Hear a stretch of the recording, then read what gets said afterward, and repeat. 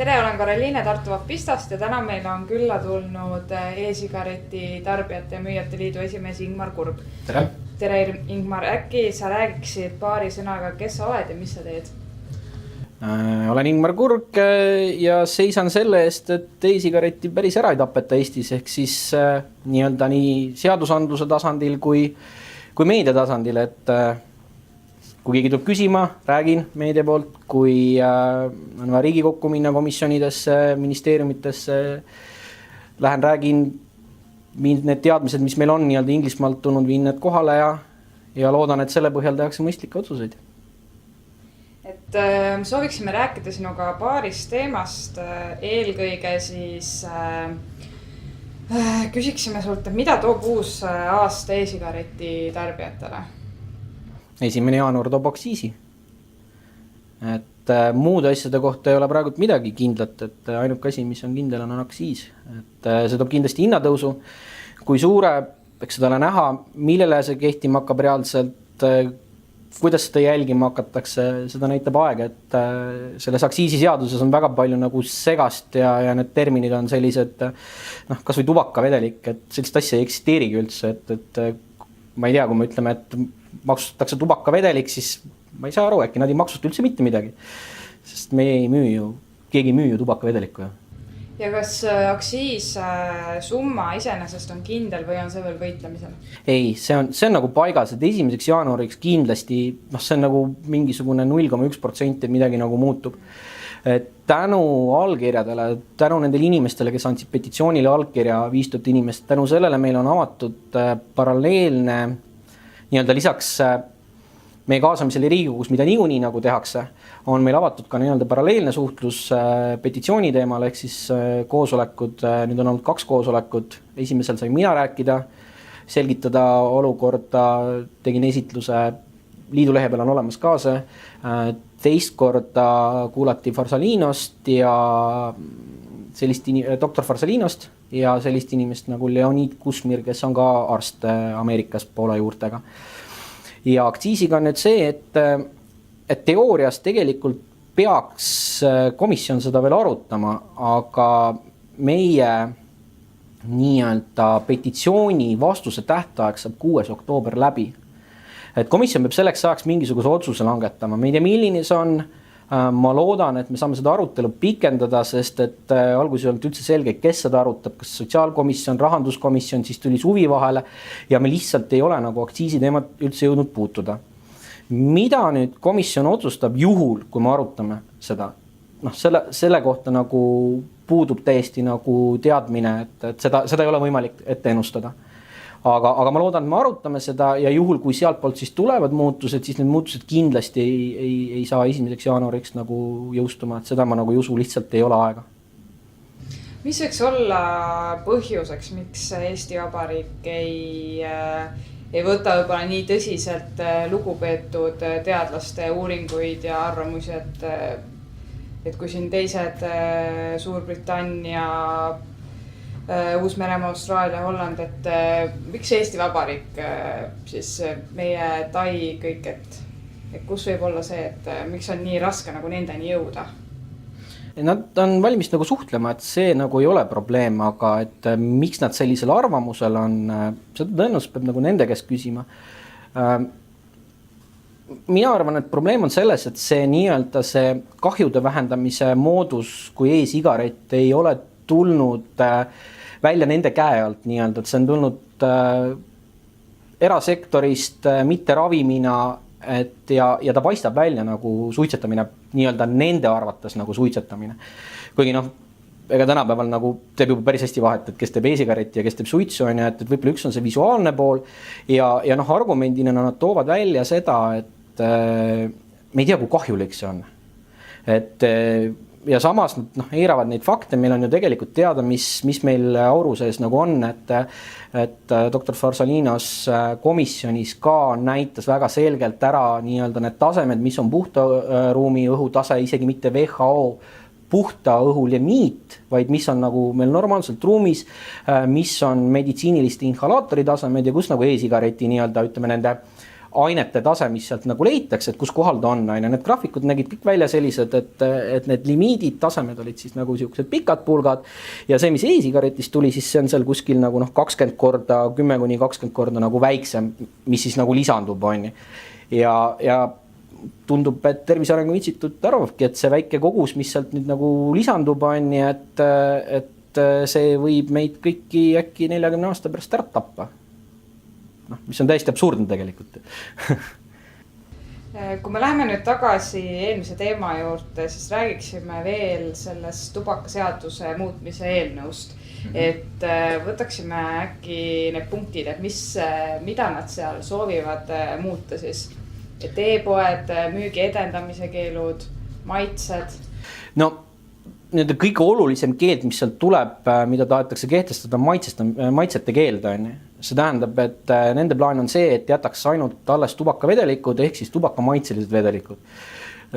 Üldse natuke keeruline isegi defineerida, mis asi see nagu tubakamaitse on, et kes on e-sigareti kasutaja, see teab, et tubakamaitse käib nagu seinast seina, et isegi seda on nagu väga keeruline defineerida, aga maitsete keeld on see, mis nii-öelda minu arvates ja ma arvan enamus e-sigareti kasutajate arvates on see, mis tapab terve selle turu ära. Et kui sul, mida sa e-sigareti poest lähed ostma, kui sa maitsestatud vedelikke ei saa osta, et enamusi ostavad maitsestatud vedelikke. Et see on nüüd see, mis on kõige hullem asi ja sellest nagu peab pääsema, sest et kui see läbi läheb, siis on väga halvasti. Siis tahetakse sulgeda e-poode.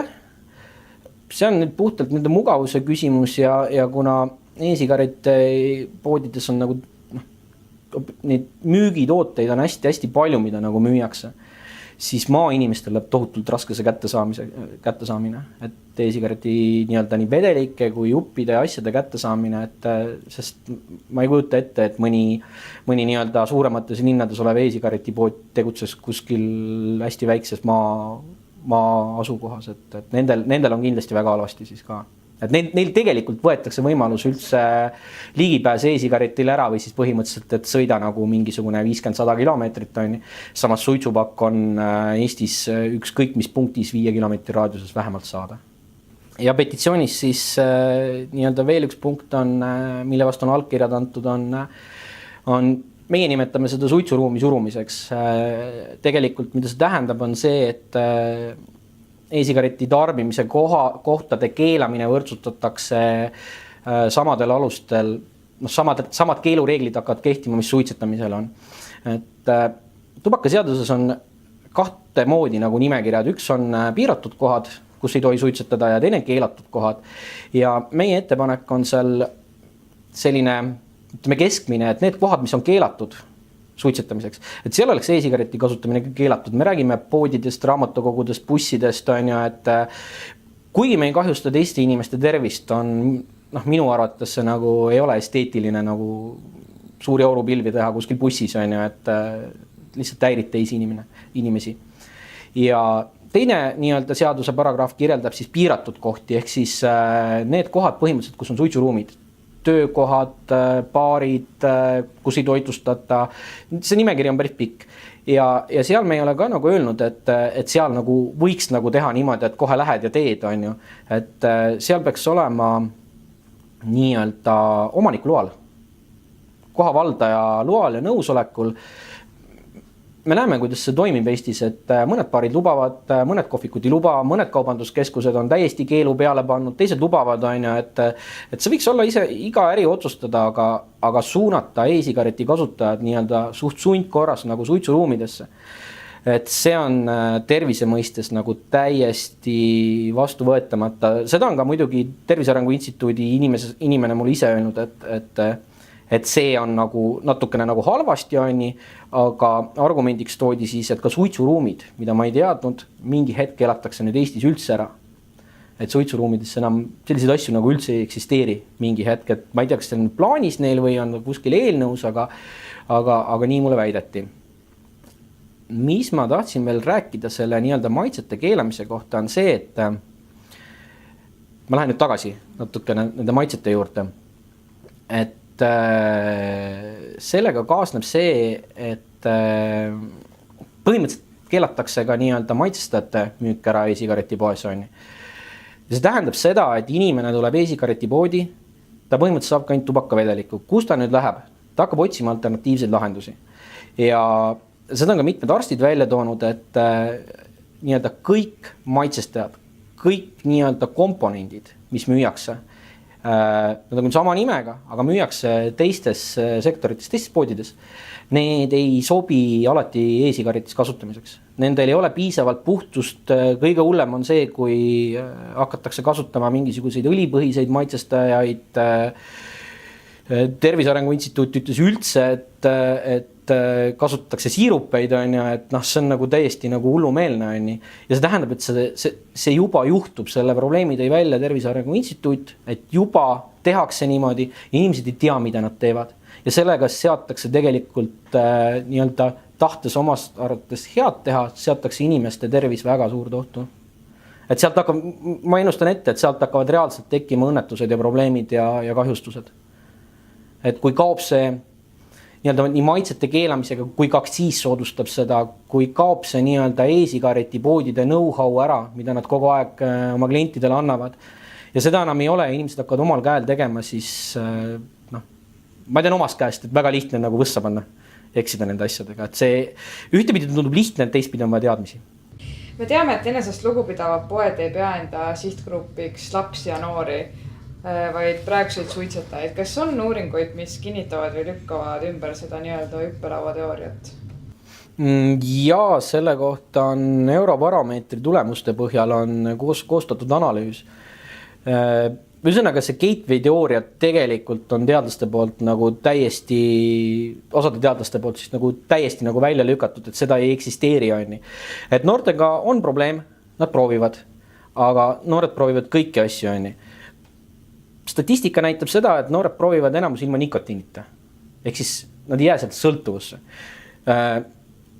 Mida veel statistika näitab on see, et nendes riikides, kus kohal nii-öelda riik toetab e-sigareti levikut, seal noorte suitsetama hakkamise ja e-sigareti kasutama hakkamise nii-öelda protsent kukub.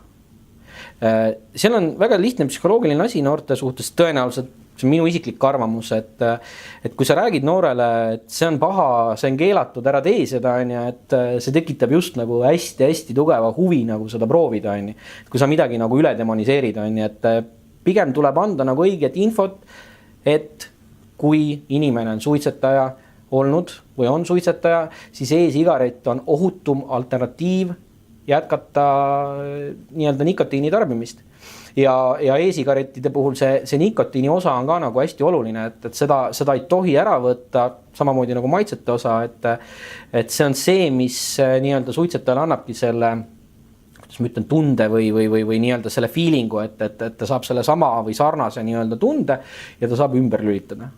Dr. Farsalinos tõi komisjoni istungil ka välja selle, et näiteks kui kõik Ameerika suitsetajad jätaksid suitsetamise maha ja kõik ameeriklased, kes ei tee mitte midagi, hakkaksid e-sigaretti tõmbama, siis see oleks riigile majanduslikult ja tervislikult tohutu võit. Sest hetkel meil puudub absoluutselt igasugune info, et e-sigaret kahjustaks tervist. Seda ei ole vaja hakata mitte suitsetajal tõmbama, sellepärast seda nagu ükski poodi ei soovita, mitte ükski teadlane pole seda kunagi soovitanud mitte suitsetajatele, et see ongi ikkagi ainult suitsetajatele. Aga aitäh, Immar, et sa meile said külla tulla ja võtsid aega, et meie küsimustele vastata ja ma loodan, et ka meie klientidele oli natukene abi sellest videost. Aitäh, et kutsusite mind ja ma loodan täpselt seda sama asja. Nägemist! Nägemist!